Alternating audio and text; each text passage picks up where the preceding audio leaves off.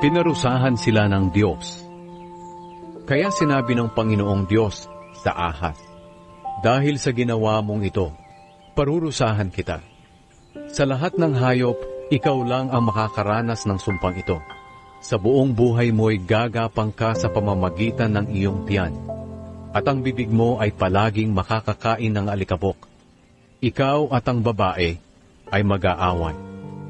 Ang lahi mo at ang lahi niya ay mag-aaway din. Dudurugin niya ang ulo mo, at tutuklawin mo ang sakong niya."